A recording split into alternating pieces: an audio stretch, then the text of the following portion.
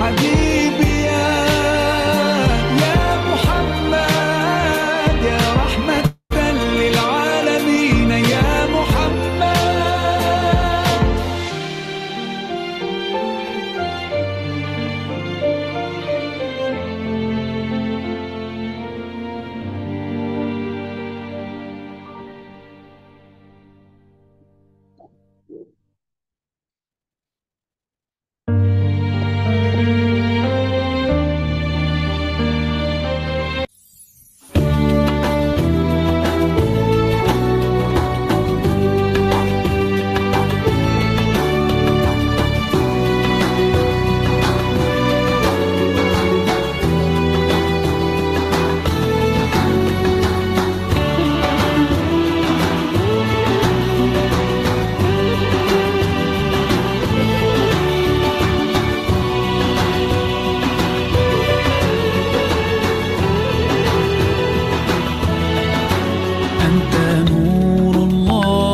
فجرا جئت بعد العسر يسرا، ربنا أعلاك قدرا يا إمام الأنبياء. أنت في الوجدان حي، أنت للعينين ضي، أنت عند الحوض ري، أنت هاد وصفي يا حبيبي يا محمد. يا نبي سلام عليك، يا رسول سلام عليك، يا حبيب سلام عليك، صلوات الله عليك. يا نبي سلام عليك، يا رسول سلام عليك، يا حبيب سلام عليك، صلوات الله عليك.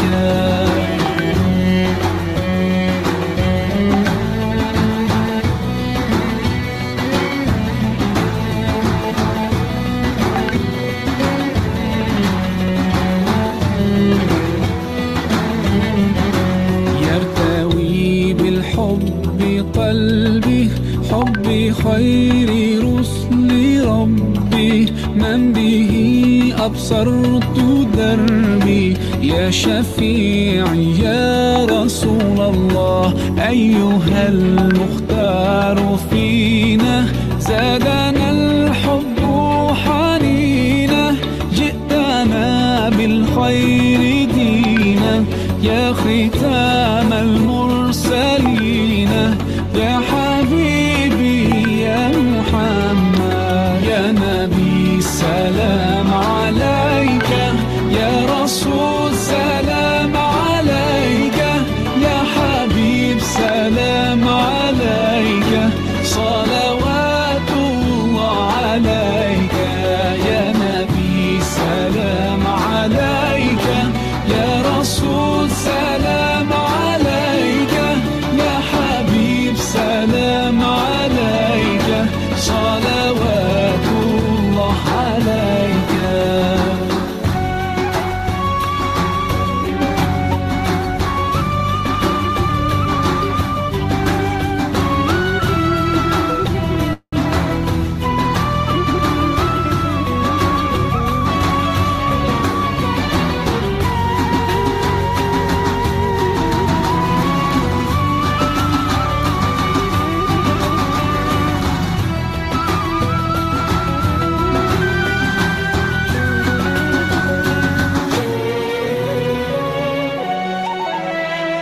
يا نبي سلام عليك، يا رسول سلام عليك، يا حبيب سلام عليك، صلوات الله عليك. يا نبي سلام عليك، يا رسول سلام عليك، يا حبيب سلام عليك، صلوات الله عليك. يا نبي سلام عليك، يا رسول سلام عليك،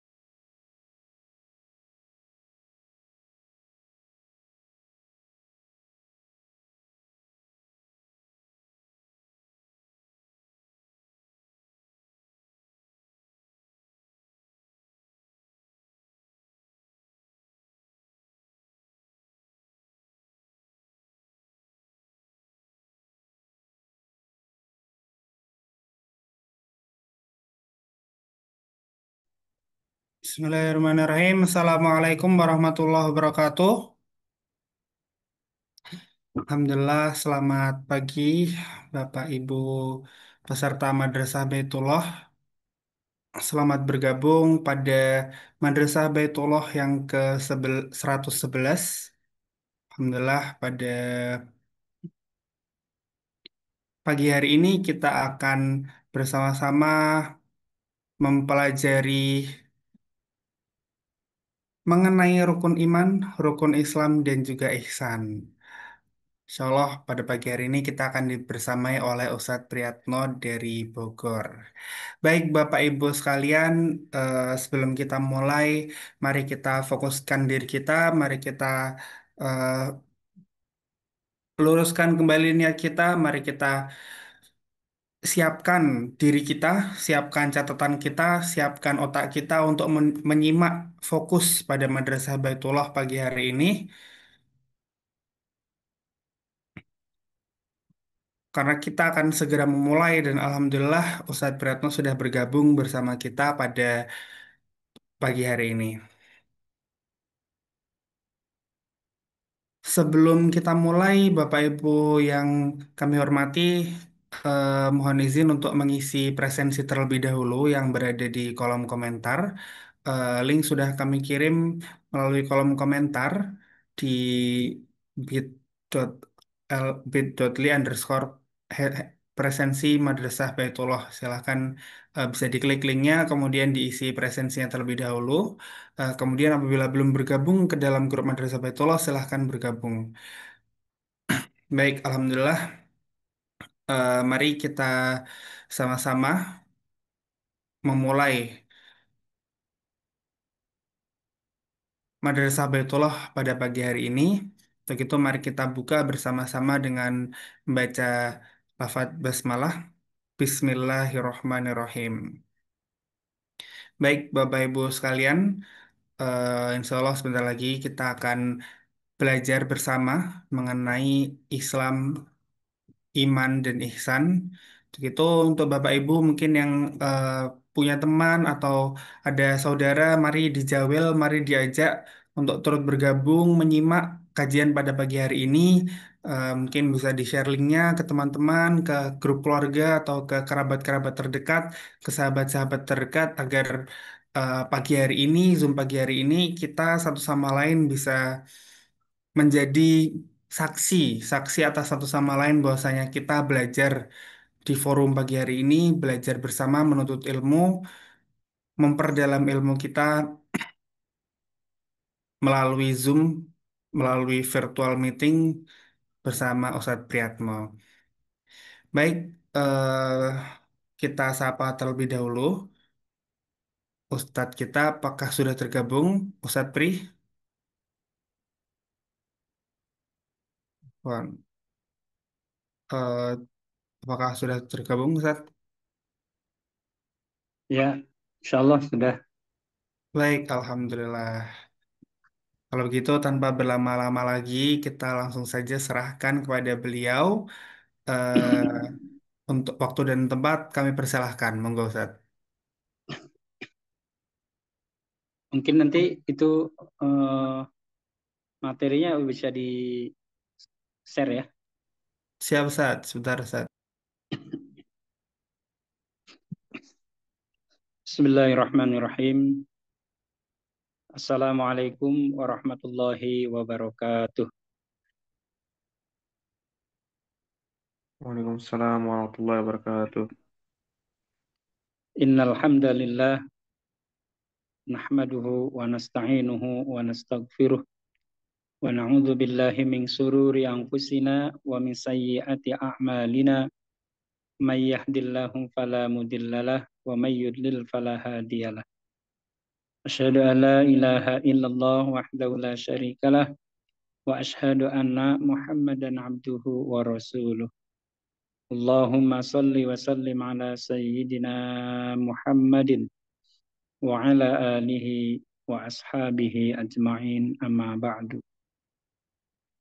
Puji dan syukur mari kita panjatkan kehadirat Allah Subhanahu wa taala atas limpahan karunia dan nikmatnya kita pada pagi hari ini dapat bersama-sama hadir dalam majelis ilmu melalui media Zoom ini.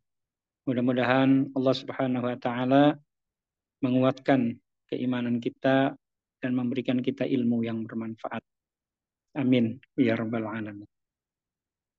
Salawat dan salam tidak lupa kita sampaikan ke hariban baginda kita habibana wa nabiyana Muhammad sallallahu alaihi wasallam, juga kepada keluarganya, para sahabatnya, dan juga segenap umatnya, termasuk kita di dalamnya insyaallah. Mudah-mudahan kelak kita mendapatkan syafaatul uzmah dari baginda Nabi Muhammad sallallahu alaihi wasallam. Bapak-bapak dan ibu-ibu jamaah wonderful umroh yang insyaallah dirahmati Allah Subhanahu wa taala.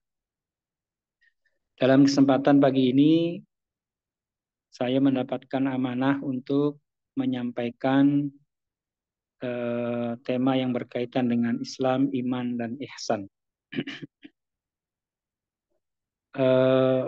Tema ini adalah merupakan tema yang berada di dalam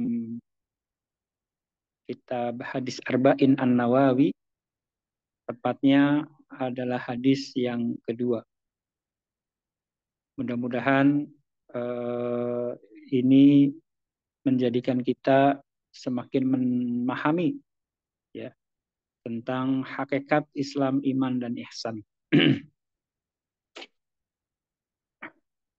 Bapak dan Ibu jamaah sekalian yang insyaallah dirahmati oleh Allah, di dalam hadis Arba'in yang kedua, di sana dijelaskan, saya baca hadisnya dulu ya.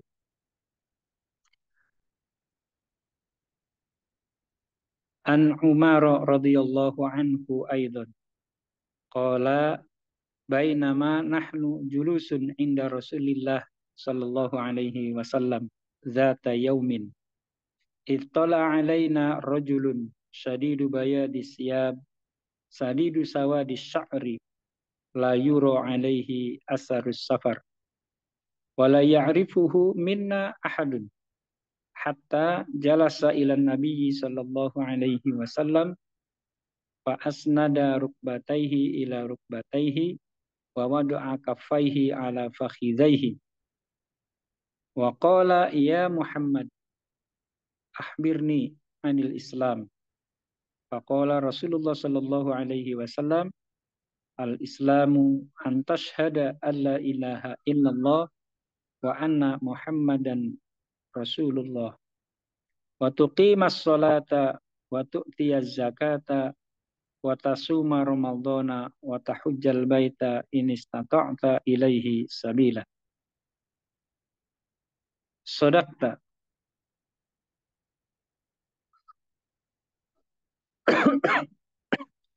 Fa'ajibna lahu yas'aluhu wa yusaddiquhu. Qala fa'akhbirni 'anil iman.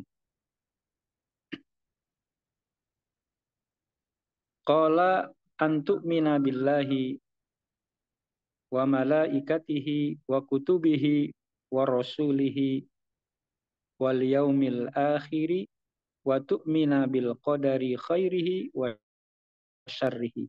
Qala sadaqta. Qala fa akhbirni 'anil ihsan. Qala an ta'budallaha ka'annaka tarahu fa illam takun tarahu fa innahu yaraka.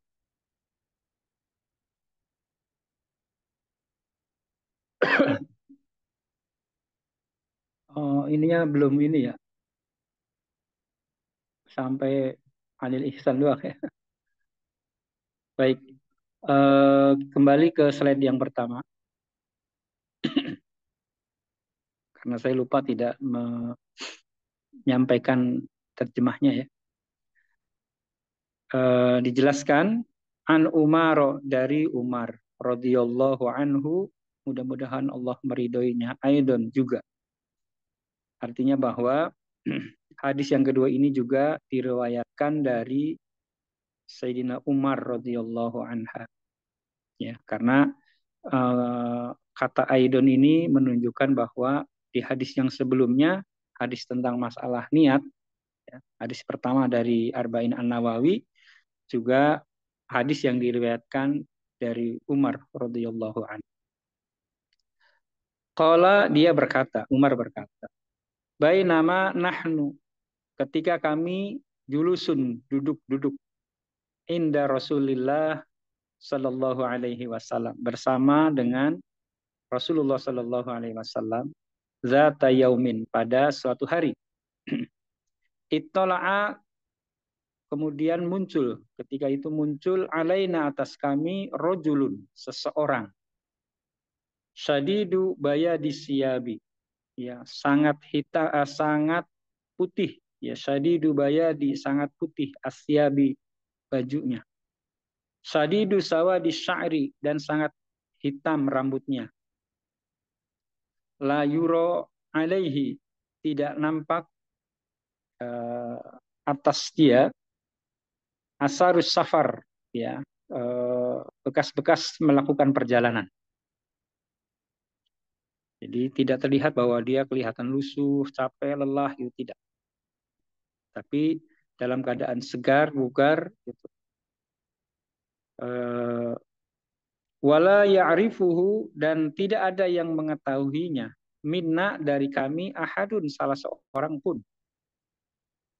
Hatta jalasa, sehingga kemudian dia duduk, ila Nabi sallallahu alaihi wasallam, di hadapan Nabi sallallahu alaihi wasallam, fa asnada, kemudian menyandarkan atau merapatkan, rukbataihi, lututnya, ila rukbataihi, atas lutut Nabi Muhammad sallallahu alaihi wasallam. Wa wadu'a, kemudian meletakkan kafaihi, kedua telapak tangannya, ala fakhidhaihi, atas kedua paha Rasulullah sallallahu alaihi wasallam. Wa qala, kemudian dia bertanya, ya Muhammad, wahai Muhammad, akhbirni, kabarkan kepadaku atau jelaskan kepadaku, anil Islam, tentang Islam. Faqala, kemudian Rasulullah sallallahu alaihi wasallam, kemudian menjawab Rasulullah sallallahu alaihi wasallam, al-Islamu yang disebut dengan Islam itu adalah antashhada, ya, engkau menyaksikan, engkau bersaksi alla ilaha, bahwasanya tidak ada Tuhan illallahu, kecuali Allah.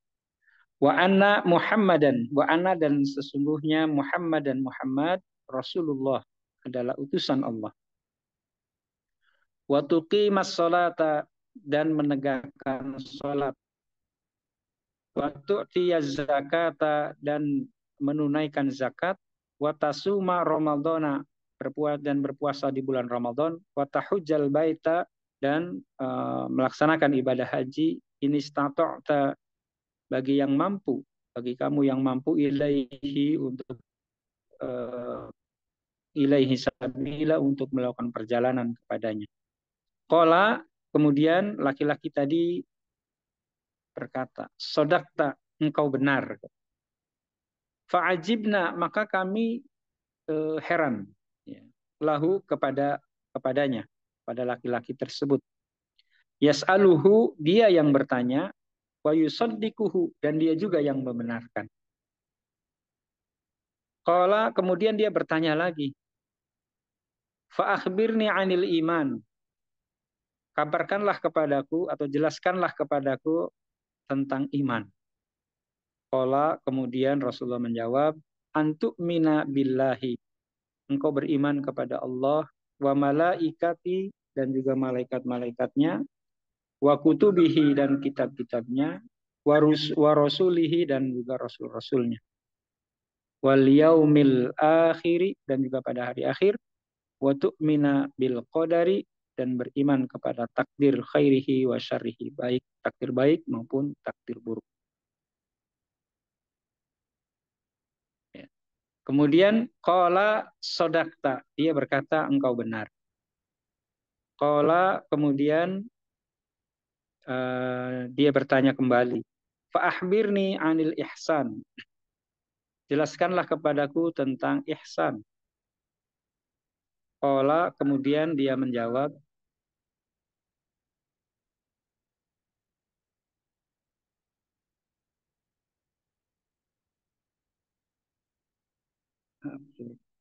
fa'ahbirni 'anil ihsan, kemudian jelaskan kepadaku tentang ihsan. Qala, kemudian Rasulullah menjawab, anta'budallaha, engkau menyembah Allah, ka'annaka tarahu, seolah-olah engkau melihatnya. Fa'ilam takun tarahu, dan jika engkau tidak melihatnya, fa'innahu yaroka, maka sesungguhnya dia melihatmu. Nah, jadi saya potong sampai sini saja, karena yang berikutnya itu tentang penjelasan tentang hari kiamat. Ya.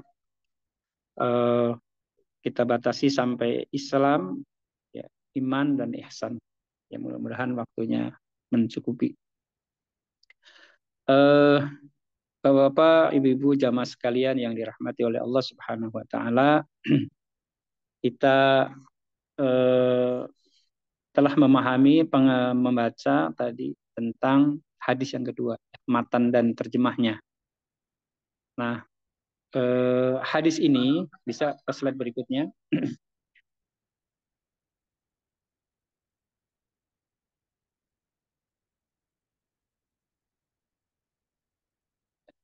Hadis ini diriwayatkan dari salah satu sahabat utama Nabi, yaitu Sayyidina Umar ibn al-Khattab radhiyallahu anhu. Kita tahu bahwa beliau adalah orang yang salah satu dari dua orang yang didoain oleh Nabi untuk mendapatkan hidayah. Dalam satu kesempatan Rasulullah SAW pernah menyampaikan, ya Allah, muliakan Islam dengan masuknya salah satu dari dua Umar. Nah, gitu. Yang pertama itu Amr bin Hisham, ya, pamannya Rasulullah. Yang kedua adalah Umar bin Khattab. Yang dimaksud dua orang itu adalah Umar bin Khattab dan juga Amr bin Hisham. Ya. Dan ternyata kemudian Allah mengabulkan dengan permintaan Nabi ini, permintaan Rasulullah ini, dengan masuknya Umar bin Khattab ketika dia hendak ingin membunuh Rasulullah, mencari Rasulullah, kemudian diberitahu untuk mendatangi adiknya karena ternyata adiknya sudah masuk Islam. Nah, ketika dia mau masuk ke dalam rumahnya, dia ternyata kemudian mendengar, ya, suara penghuni rumah, yaitu adiknya berserta dengan suaminya, yang sedang membaca sesuatu, ya, yang dia merasa takjub dan tersentuh hatinya, sehingga kemudian dia ingin ditunjukkan bertemu dengan Rasulullah. Dan akhirnya kemudian singkat cerita di hadapan Rasulullah SAW dia menyatakan masuk Islam, menjadi barisan dari Rasulullah SAW. Jadi hadis ini diriwayatkan oleh sahabat utama yang didoain oleh Nabi mendapatkan hidayah. Beliau juga kita tahu menjadi khalifah yang kedua pengganti Rasulullah SAW. Ini menunjukkan bahwa Umar bin Khattab adalah merupakan sahabat terdekat, ya, dan juga beliau termasuk mertua dari Rasulullah SAW. Kemudian beliau juga termasuk dari salah satu yang merupakan salah satu dari 10 sahabat yang Rasulullah janjikan dia mendapatkan jaminan masuk surga. Ya, ada 10 sahabat kibar, ya, sahabat-sahabat dekat Rasulullah SAW yang dalam beberapa riwayat dia dijamin masuk surga. Nah, itu salah satunya adalah Sayyidina Umar bin Al-Khattab radhiyallahu anhu.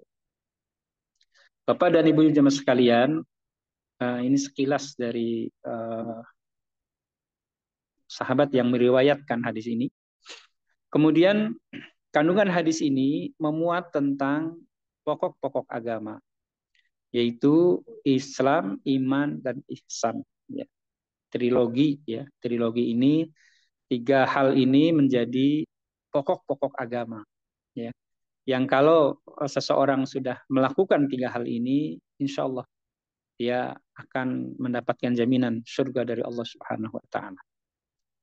Nah, selain dari 3 pokok agama ini juga memuat tentang hari akhirat, ya, walaupun tidak saya bahas, ya. Ya, karenanya hadis ini oleh para ulama hadis itu disebut dengan ummus sunnah, artinya induknya sunnah. Ya. Sebagaimana Al-Fatihah itu kan disebut dengan Ummul Quran atau induknya Al-Quran. Jadi kalau Al-Quran induknya, ya, itu adalah Al-Fatihah. Nah, kalau hadis, induknya hadis itu atau ummus sunnah itu adalah hadis yang kedua ini. Ini menunjukkan bahwa hadis kedua ini adalah merupakan hadis yang sangat penting, sehingga Imam Nawawi, ya, Imam Nawawi menuliskan hadis, ya, yang hadis ini di urutan yang kedua dari hadis Arba'in An-Nawawi. Lanjut ke slide berikutnya. Nah, kandungan hadis yang terdapat dalam hadis ini adalah kandungan pertama dari hadis kedua Arba'in An-Nawawi adalah berkaitan dengan adab dari majelis ilmu. Ya. Adab dalam majelis ilmu. Ya, di mana di ujung hadisnya itu sebenarnya nanti Rasulullah bertanya kepada Umar, gitu kan, ketika seseorang itu kemudian selesai bertanya, kemudian di ujung hadisnya, ya, dikatakan summa qala ya Umar, wahai Umar, atadri minas sa'il, gitu kan, tahukah kamu siapa yang bertanya tadi? Kemudian kata Umar, qultu, saya menjawab, Allahu wa rasuluhu a'lam, Allah dan Rasulnya yang lebih tahu. Qala, kemudian Rasulullah mengatakan, fa innahu, sesungguhnya laki-laki yang datang tadi, Jibrilu, adalah malaikat Jibril. Atakum, datang kepada kalian, yu'allimukum dinakum, mengajarkan kepada kalian tentang agama kalian. Nah, jadi laki-laki yang pakaiannya putih, sangat putih, rambutnya sangat hitam, yang tidak nampak dia habis melakukan perjalanan, dan para sahabat nggak ada yang tahu waktu itu, ya. Maka kemudian dijelaskan bahwa yang dimaksud laki-laki itu adalah malaikat Jibril. Nah, Rasulullah mengatakan Jibril itu datang kepada kalian mengajarkan tentang agama kalian. Ini menunjukkan bahwa malaikat Jibril memberikan contoh bagaimana beliau menghadap Rasulullah SAW dalam hal kaitan dengan masalah tolabul ilmi, masalah belajar menuntut ilmu. Dengan apa? Dengan pakaiannya putih yang bersih dan kondisinya rapih gitu kan. Dan bersikap sopan terhadap guru atau ulama. Nah, oleh karena itu kalau kita menemui atau kita hadir dalam majelis ilmu ya, maka kita dianjurkan ya, sebagai bentuk adab seorang murid kepada muallim, kepada guru atau kepada murabbi, maka hendaknya kita menggunakan pakaian yang rapi, pakaian yang bersih, ya, pakaian yang sopan, gitu kan. Jadi kalau kita hadir dalam majelis taklim, kita hadir dalam apa namanya majelis unit pembinaan, misalnya ya, maka adabnya itu harus berpakaian rapi. Jangan kemudian kita datang pakai kaos gitu ya, kemudian apa namanya tidak mencerminkan dia sedang mau menuntut ilmu kepada seorang ulama atau kepada seorang murabbi, seorang muallim gitu ya. Nah, ini malaikat Jibril mencontohkan kepada kita gitu. Nah, oleh karena itu sekali lagi kandungan hadis dari hadis yang pertama ini, hadis kedua ini adalah yang pertama berkaitan dengan masalah adab di dalam majelis ilmu. Ya, termasuk juga pada saat kita sedang ikut Zoom misalnya. Ya, ketika ikut Zoom, maka seyogianya kita juga sama menggunakan pakaian yang rapi, gitu kan. Apalagi kalau misalnya kita dibuka ya ini videonya misalnya, maka kita menggambarkan bahwa kita sedang siap menerima ilmu di hadapan murabbi, di hadapan muallim. Nah, begitu. Jadi walaupun bahkan seandainya pun misalnya kita mengikuti Zoom ya atau labul ilmi melalui Zoom misalnya, hatta tidak dilihat oleh guru kita karena kita misalnya videonya itu ditutup misalnya, maka ahsannya yang terbaik itu kita menggunakan pakaian yang rapi supaya kita mendapatkan keberkahan ilmu dari guru yang dari yang disampaikan oleh guru kita gitu ya. Nah, itu adabnya. Begitu juga ketika kita misalnya silaturahim kepada murabbi kita, ya, silaturahim kepada muallim, pada asatid, ya, para ustadz, gitu ya, ataupun para ulama, maka tentu adabnya adalah berpakaian yang sopan, ya, pakaian yang bersih dan rapi. Ini yang pertama, berkaitan dengan kandungan hadis yang pertama. Jadi di sini dicontohkan oleh malaikat Jibril, ya, sadidu bayadi siap, ya, dia pakaiannya bersih putih gitu. Sadidu sawadi syar, dan rambutnya hitam dan rapih gitu. Baik, kemudian selanjutnya kandungan hadis yang kedua adalah berkaitan dengan rukun Islam, ya. Rukun Islam yang 5 itu merupakan pilar atau pokok agama yang pertama, ya. Jadi ada 3 pilar atau 3 pokok agama. Yang pertama adalah rukun Islam. Sebagaimana yang dijelaskan dalam hadis ini ketika malaikat Jibril bertanya kepada Rasulullah, "Fahbirni 'anil Islam." Maka jelaskanlah kepadaku tentang Islam. Kemudian Rasulullah Shallallahu alaihi wasallam menjawab, ya, al-Islamu an tashhada an la ilaha illallah wa anna Muhammadar Rasulullah. Engkau bersaksi bahwa tidak ada Tuhan kecuali Allah dan bahwasanya Muhammad utusannya.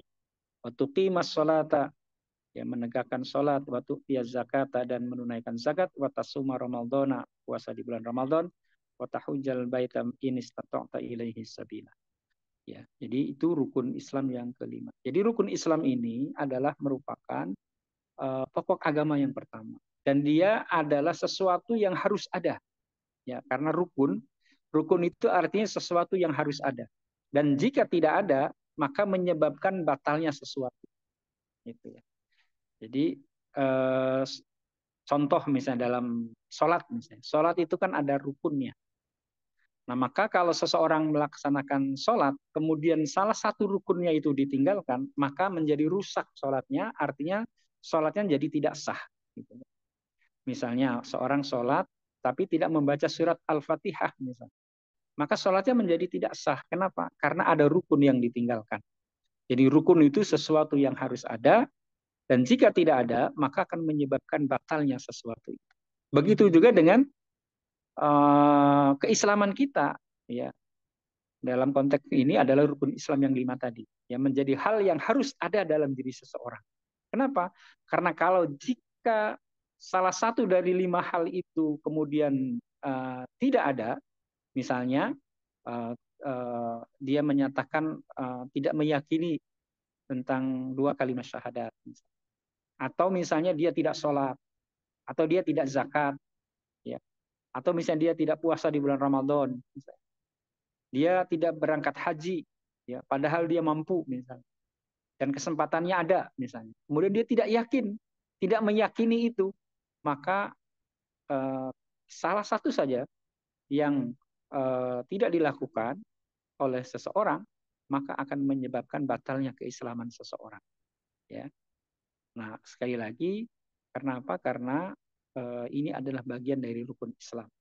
Walaupun dalam bab akidah, ulama menjelaskan bahwa ketika seseorang itu membatalkan syahadatnya atau batal syahadatnya, maka dia akan menjadi murtad atau menjadi kufur, ya, baik dengan kesadarannya maupun dengan tidak kesadarannya.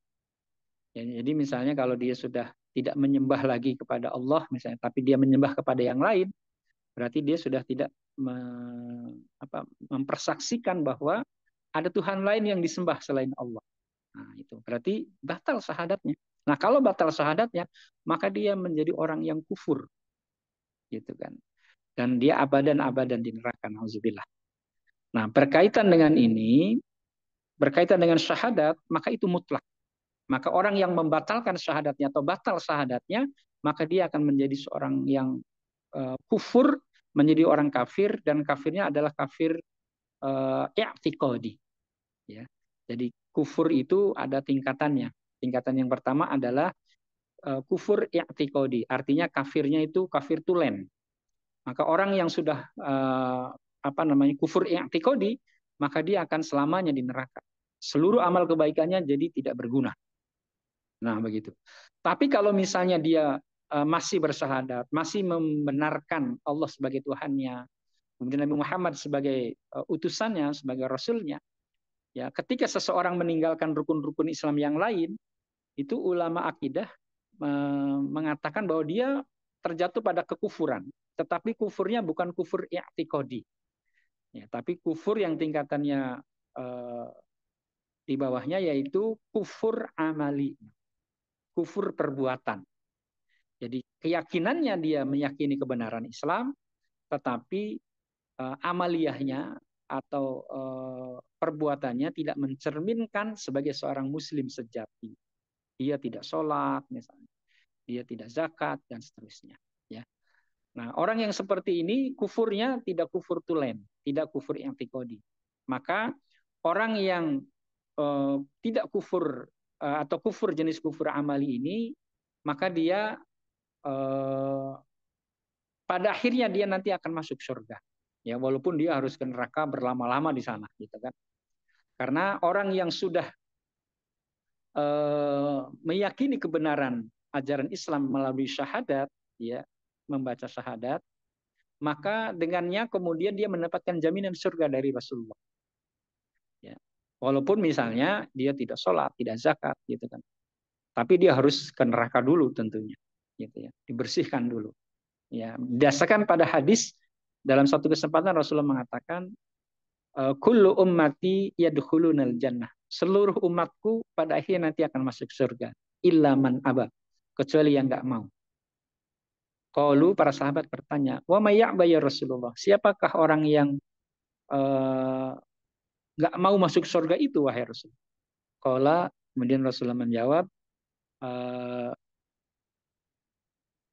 man ata'ani, barang siapa yang taat kepadaku, membenarkan ajaran yang aku bawa, dakhalal jannah, maka dia akan masuk surga. Wa man asani, dan barang siapa yang maksiat kepadaku, tidak membenarkan ajaran yang aku bawa, faqad aba, maka sungguh dia adalah termasuk orang yang enggak mau masuk surga.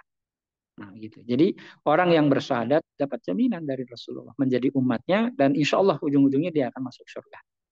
Ya, tapi tentu kita tidak ingin meninggalkan rukun Islam yang lain, walaupun kufurnya tingkat kufur amali. Karena apa? Karena berat di neraka itu ya, gitu kan. Siksaan yang paling ringan aja adalah siksaan digambarkan kepada orang yang diberikan sendal, yang ketika dia pakai sendal itu kemudian otaknya itu mendidih seperti air yang mendidih ketika dipanaskan pada suhu 100 derajat Celcius misalnya, maka bergolak gitu ya. Nah, kira-kira gambarannya begitu. Dan bandingan waktu antara dunia dan akhirat, akhirat itu satu hari akhirat, ya perbandingannya sama dengan setara dengan 1.000 tahun di dunia. Jadi kalau orang masuk nerakanya satu hari, itu artinya sama dengan hidup di dunia selama 1.000 tahun. Nah, gitu. Nah, oleh karena itu, nauzubillah ya, kita tentu tidak meninggalkan itu. Nah, ada lagi kufur yang lain. Yang ketiga itu adalah kufur nikmat. Ya. Kufur juga perbuatannya, orangnya disebut kafir, gitu. Tapi kufurnya bukan kufur yang menyebabkan dia keluar dari Islam, tapi dia disebut dengan kufur nikmat.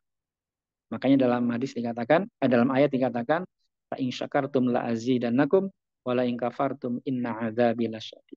Ya, jika kamu bersyukur atas nikmat yang aku berikan kepadamu, maka akan aku tambah. Dan apabila kufur atas nikmat yang aku berikan, inna adzabi lasyadid. Sesungguhnya azabku sangat pedih. Nah, itu hadirin sekalian, jemaah yang dimaksud dalam kandungan rukun Islam yang 5 ini. Oleh karena itu, membaca 2 kalimat syahadat, mendirikan sholat, menunaikan zakat, puasa di bulan Ramadan, haji ke Baitullah, bagi yang mampu, ini adalah merupakan sesuatu yang harus ada dalam diri seseorang. Karena kalau tidak ada, maka akan menyebabkan batalnya keislaman seseorang. Walaupun tingkatan batalnya, kufurnya itu tadi ada tingkatan 3 ya. Ada kufur i'tiqadi, ada kufur amali, dan ada kufur nikmat. Lanjut. Kemudian yang kedua, kandungan hadis yang kedua adalah berkaitan dengan rukun iman. Ya. Ketika malaikat Jibril bertanya, "Pak akhbirni 'anil iman."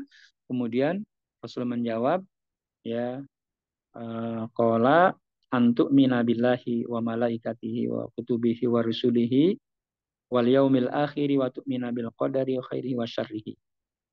Ya, yaitu yang rukun iman ini. Jadi rukun iman ini juga adalah merupakan pokok agama, ya, pilar dan pokok agama. Yang tentu kedudukannya sama, tidak boleh tidak ada. Karena kalau tidak ada dari salah satu rukun, maka disebut kufur, ya.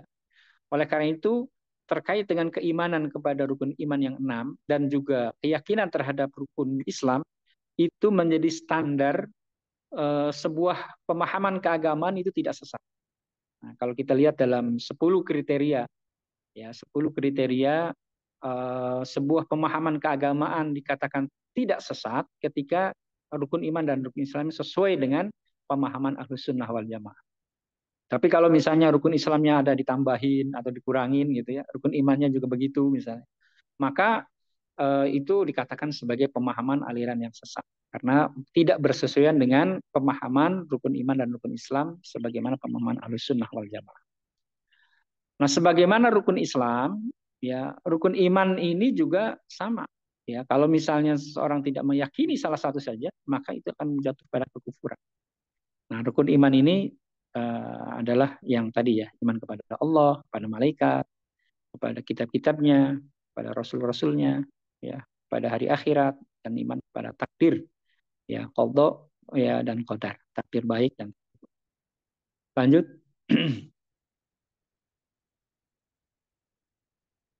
Nah, keimanan kepada Allah, ini penjelasan dikit ya.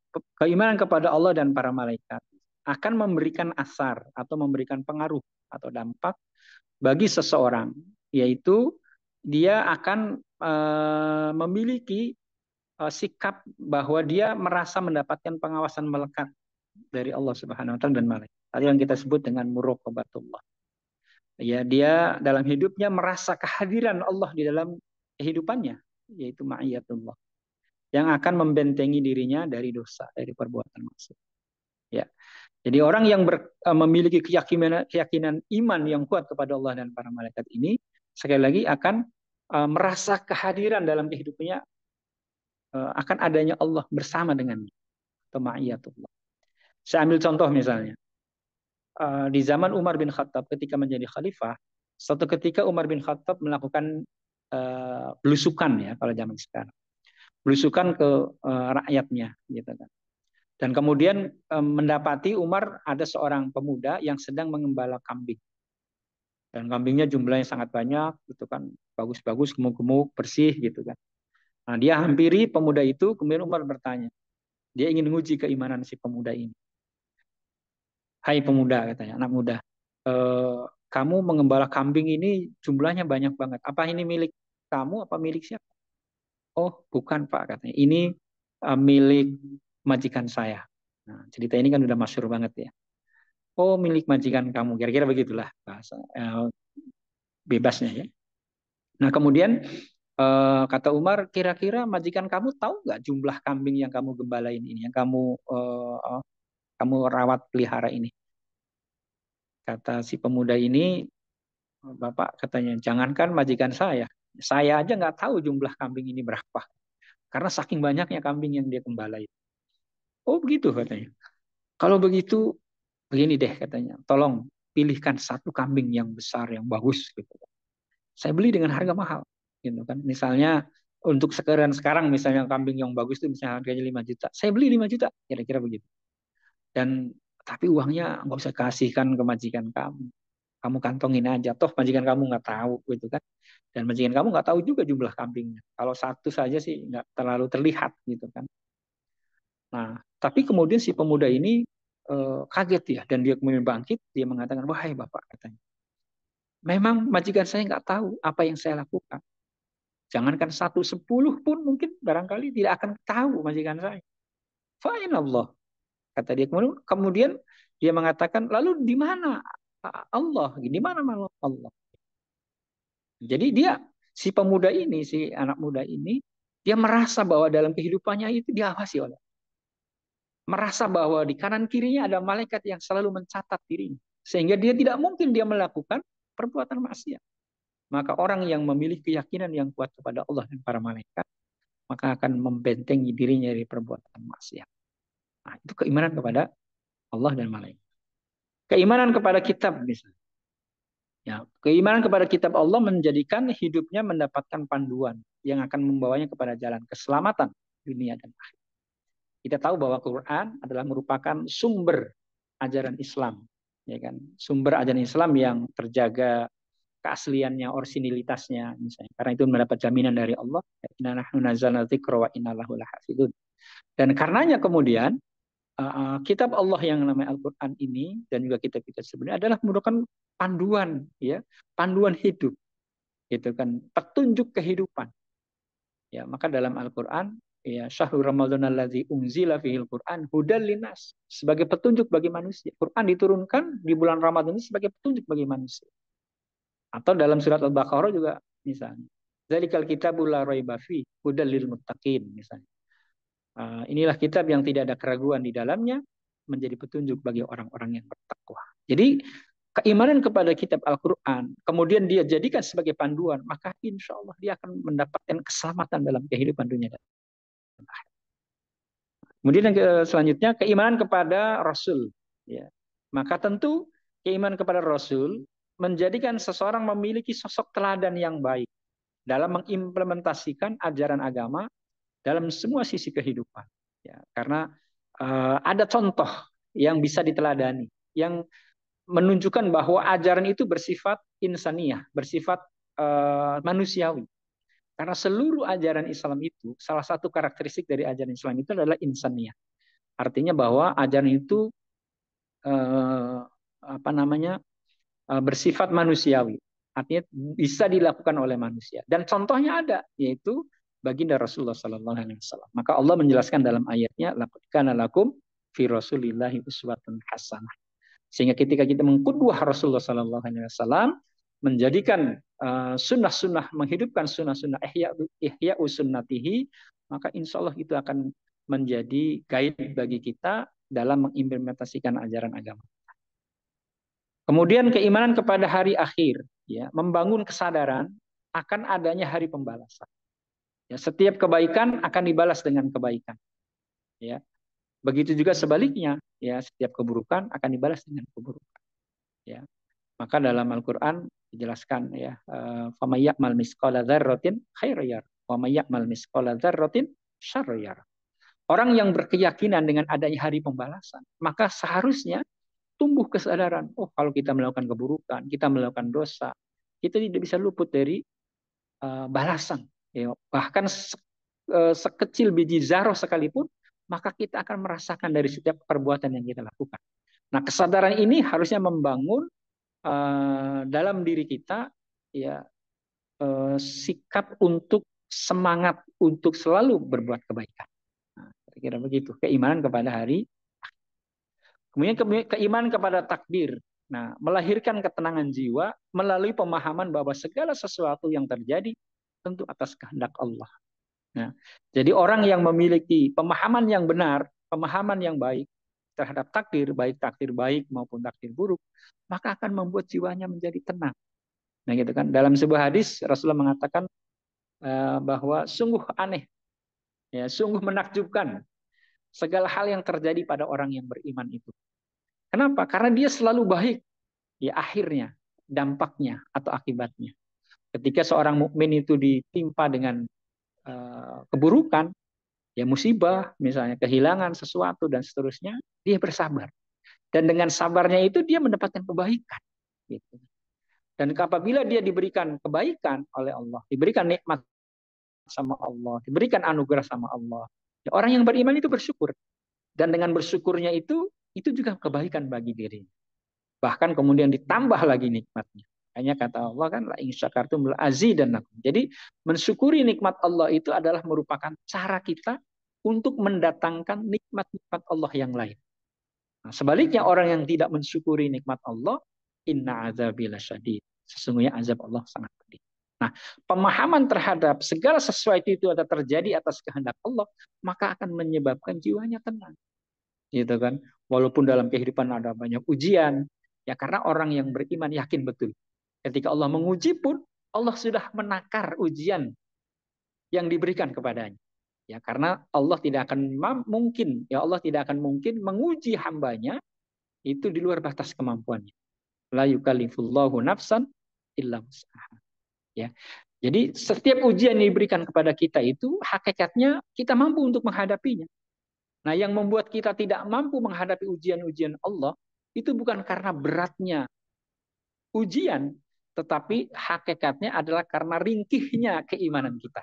Nah, oleh karena itu, pemahaman terhadap takdir ini harusnya menguatkan kita dari setiap episode fragmen kehidupan kita. Apakah itu ya yang menyenangkan, yang menggembirakan, maupun yang menyedihkan atau yang membuat kita sedih. Gitu. Nah, oleh karena itu, keimanan kepada takdir akan melahirkan ketenangan jiwa. Karena apa? Karena keimanannya mantap. Ya, kira-kira begitu.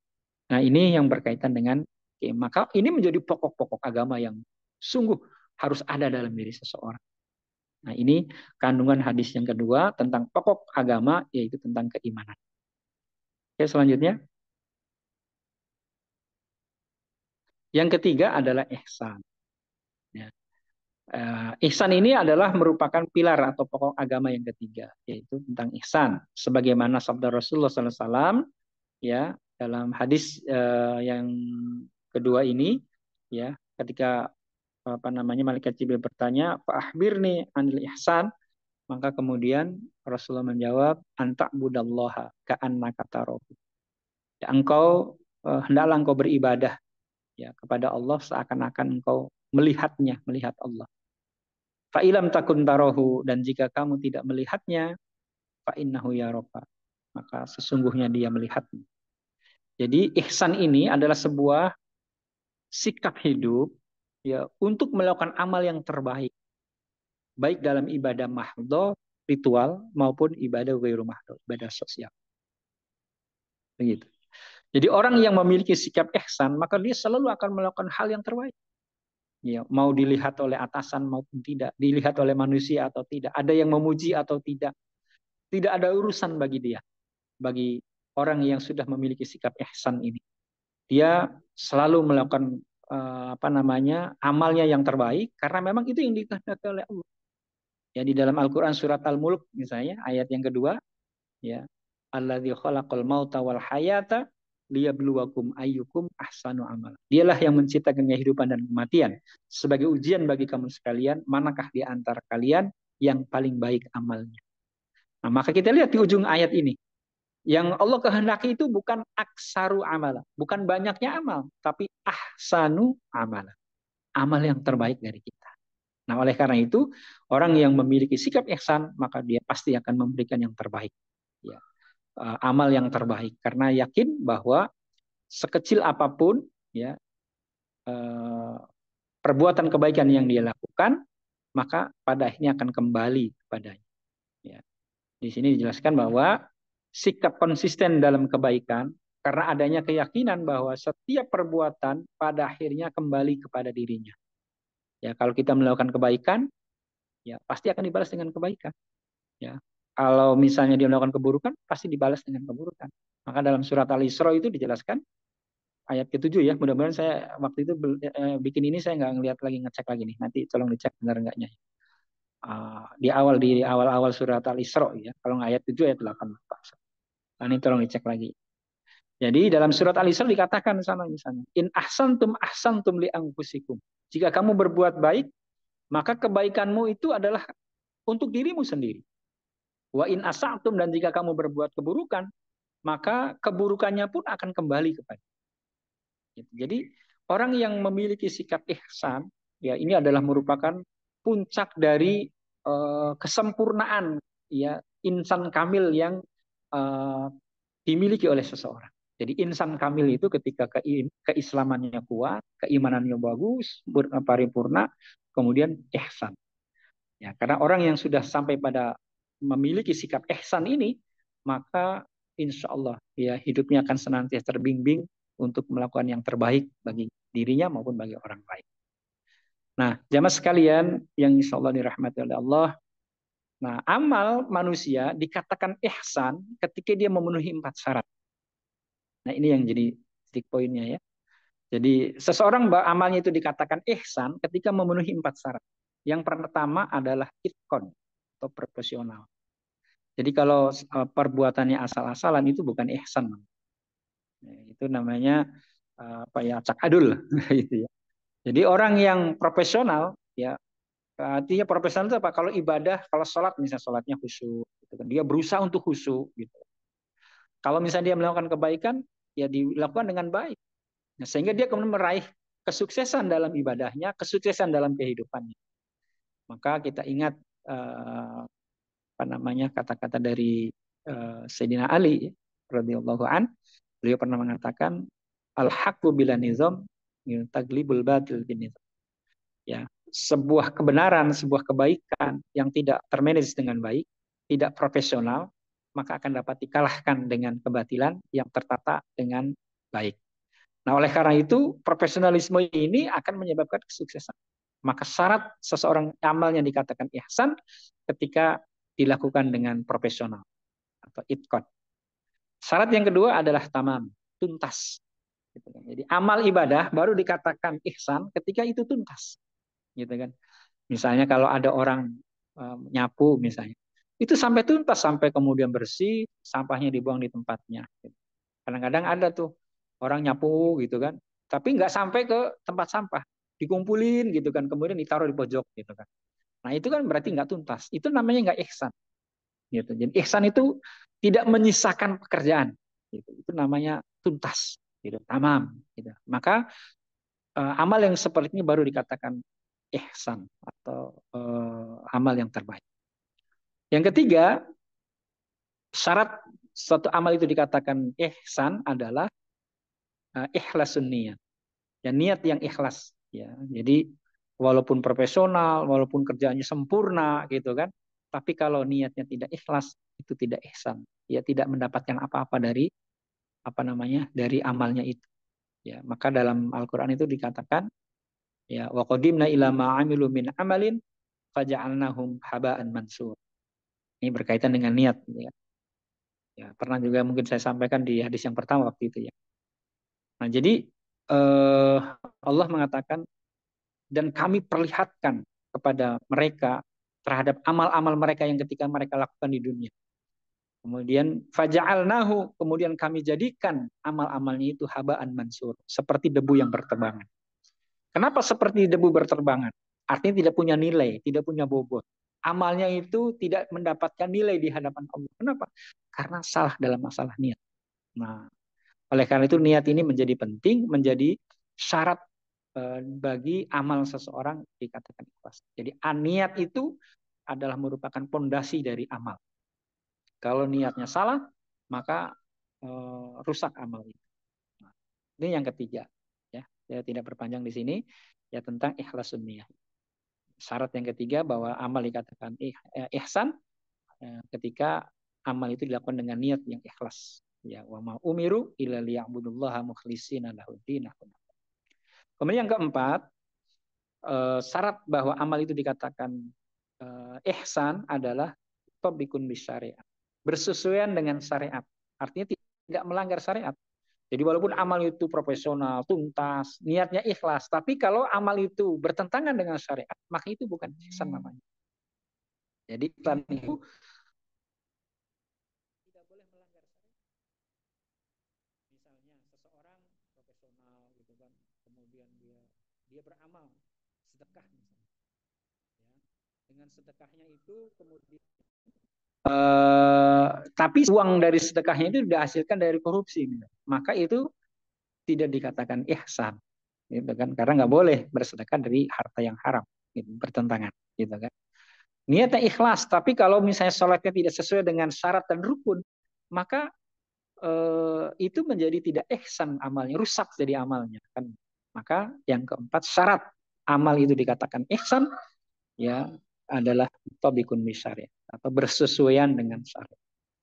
Nah, Bapak dan Ibu jamaah sekalian yang dirahmati Allah, inilah tema kita kali ini berkaitan dengan Islam, ya, iman dan ihsan. Sekira itu mudah-mudahan apa yang saya sampaikan ya mendapatkan apa ya, Allah Subhanahu wa taala memberikan kebaikan kepada kita dengan memberikan pemahaman dan mudah-mudahan kita bisa implementasikan dalam kehidupan kita sehari-hari. Demikian kurang lebihnya mohon maaf. Aku qouli hadza fastaghfiru wa lakum. Assalamualaikum warahmatullahi wabarakatuh. Waalaikumsalam warahmatullahi wabarakatuh.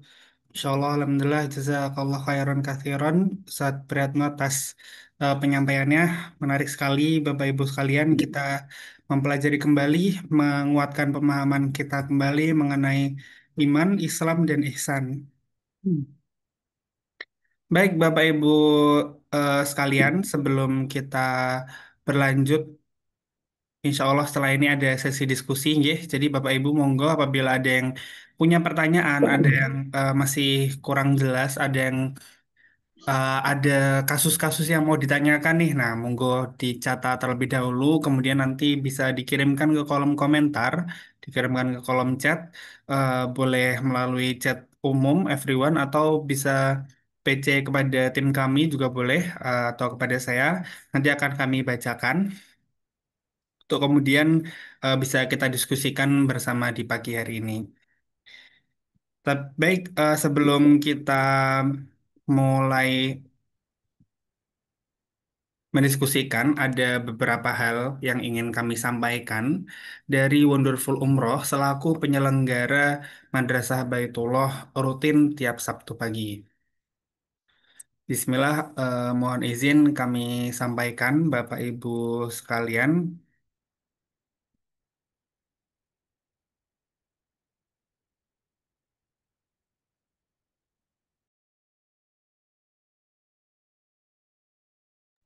Baik, Bapak Ibu sekalian, Rasulullah SAW berhijrah bukan karena lelah, tapi karena cinta, cinta pada dakwah, cinta pada umat, cinta pada Allah. Hijrah beliau menjadi titik balik dari kegelapan menuju cahaya, dari luka menuju cahaya pengharapan. Kini, saat banyak keluarga diuji dengan luka komunikasi, benturan ego, dan kehilangan arah, sudah saatnya kita meneladani kebenaran nian itu. Berani berhijrah, bukan ke kota lain, tapi ke arah perbaikan hati dan keluarga. Umroh jelajah hati di Tanah Suci bukan sekedar perjalanan ibadah. Ia adalah panggilan untuk menyembuhkan relasi, menyucikan niat, dan menata ulang rumah tangga di bawah cahaya Baitullah. Bismillahirrahmanirrahim. Umroh spesial jelajah hati di Tanah Suci, keberangkatan 9 November 2025, durasi selama 9 hari, dibimbing langsung oleh tokoh nasional Ustadz Syatori Abdul Rauf dan Ustadz Said Karyawan. Nah, kenapa kita harus umroh jelajah hati?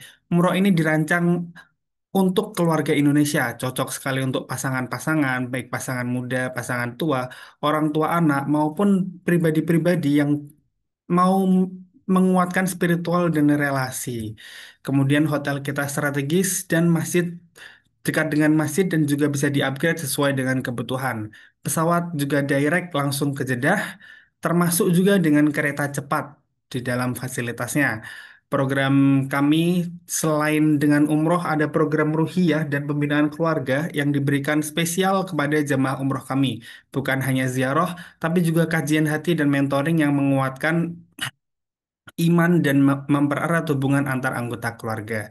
Promo spesial untuk peserta Madrasah Baitullah cukup dengan DP 4,5 juta, diskon 1 juta, dan bonus Al-Baik. Promo ini berlaku khusus untuk peserta Madrasah Baitullah yang mendaftar di pagi hari ini. Kuota terbatas, segera amankan seat Anda, silahkan hubungi admin kami, kemudian daftarkan diri Anda sebagai dari peserta Madrasah Baitullah dan dapatkan diskonnya.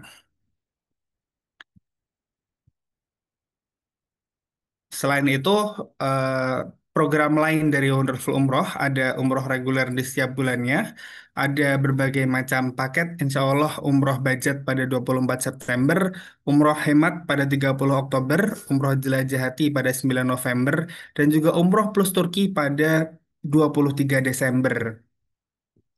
Kami juga menyediakan layanan haji khusus, masa tunggu 6 sampai 8 tahun, haji furoda, haji tanpa antri, langsung berangkat, badal haji dan badal umroh, ibadah untuk orang tua atau kerabat yang telah wafat atau tidak mampu.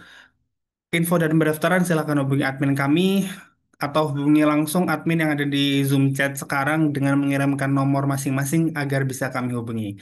Ayo jangan tunda, jadikan 2025 sebagai tahun jelajah hati di Tanah Suci ini. Kemudian ada juga talkshow TMWT pada hari Ahad 24 Agustus. Bagi Bapak Ibu yang tertarik, free talkshow gratis, silahkan daftarkan diri melalui kontak yang tersedia atau hubungi admin kami untuk mendapatkan informasi pendaftarannya. Spesial bersama Ustadz Saidi Takarian dan Ustadz Satori Abdul Rauf dengan tema agar suami dan istri makin harmonis. Begitu Bapak Ibu sekalian, kami juga mengajak bergabung kepada kemitraan kami, Kemitraan Wonderful Umroh. Ada berbagai macam benefit menarik yang bisa didapatkan sebagai mitra kami, antara lain bisa berangkat umroh gratis, fee menarik, support marketing kit, pembinaan mitra berkala, dan lain sebagainya. Silakan hubungi admin kami di nomor yang tertera untuk menanyakan baik program, pendaftaran mitra, maupun kajian-kajian lainnya.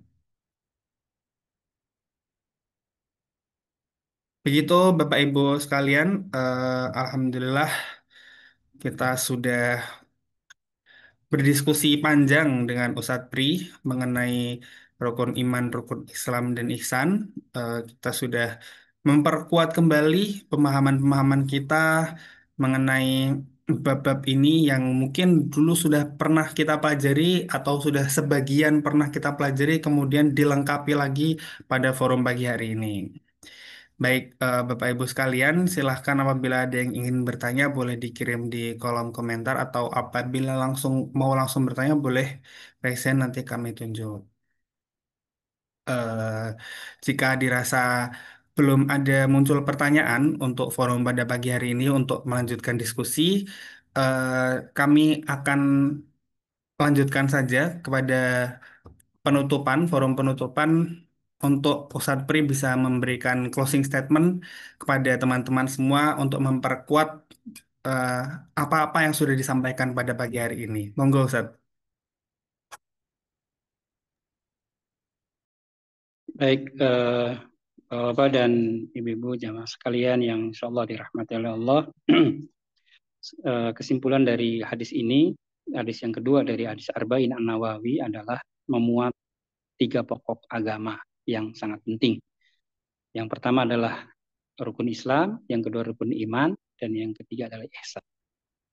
Ya, rukun Islam itu lebih kepada amaliyah secara lahiriah yang akan membentuk karakter kepribadian kita. Dan rukun iman itu adalah merupakan amaliyah yang bersifat batiniah.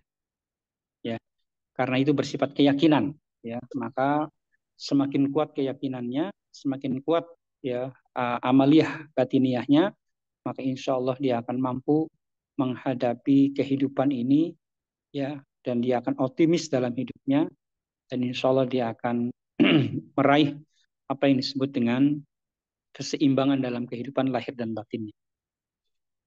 Nah, untuk menyempurnakan ya seseorang sehingga kemudian dikatakan insan kamil, jika dia sudah secara lahiriahnya dilakukan ibadah dengan baik yang akan membentengi dari hal-hal yang buruk, ya begitu dengan keimanan, maka kemudian disempurnakan dengan ihsan. Ihsan itu menjadikan seseorang menjadi insan kamil. Ya, karena orang yang sudah memiliki sikap ihsan, maka yang terlahir, yang tertampak dalam kehidupannya adalah hal-hal yang terbaik. Ya, dia tidak akan melakukan hal-hal yang buruk, ya, karena dia selalu merasa bahwa di dalam aktivitas ibadahnya dia senantiasa merasakan kehadiran Allah Subhanahu wa taala dalam kehidupannya, dalam amaliyahnya. Antak budallaha ka'annaka tarahu fa illam takun tarahu fa innahu yaraka. Saya kira itu dia ya yang dapat saya sampaikan. Mudah-mudahan Islam, iman, dan ihsan ini melekat dalam diri kita. Terima kasih. Saya kira closing statement saya itu mudah-mudahan ada manfaat. Baik, jazakallah khairan katsiran Ustaz. Alhamdulillah. Terima kasih banyak Ustaz Pri atas materinya yang luar biasa ini. Begitu Bapak Ibu, Alhamdulillah forum kita sudah selesai pada pagi hari ini. Bagi Bapak Ibu yang belum mengisi presensi, bisa kami himbau kembali untuk mengisi presensi dan bergabung dengan grup Madrasah Baitullah untuk informasi-informasi menarik lainnya, untuk informasi kajian rutin tiap pekannya. Alhamdulillah, jazakumullah khairan katsiran kepada Bapak Ibu peserta Madrasah Baitullah telah bergabung pada Madrasah Baitullah hari ini. Sampai bertemu di Madrasah Baitullah pekan depan. Tunggu informasinya. Gabung ke grup Madrasah Baitullah. Kami akhiri. Mohon maaf apabila ada kesalahan dari tim, dan sampai jumpa dan kami tutup. Wassalamualaikum warahmatullahi wabarakatuh. Waalaikumsalam warahmatullahi wabarakatuh. طارت روحي حبا في المنام إليك رام كل قربا سيدي لبيك قلبي في المدينة وجد السكينة قال يا نبينا السلام عليك قلبي في المدينة وجد السكينة محمد نبينا السلام عليك صلوات الله وسلامه عليك يا رسول الله صلوات الله وسلامه عليك يا حبيب الله صلوات الله وسلامه عليك يا رسول الله صلوات الله وسلامه عليك يا حبيب الله رسول الله حبيب الله رسول الله حبيب الله يا أبا الزهراء كم أحن إليك للقبات الخضراء جئت أصلي عليك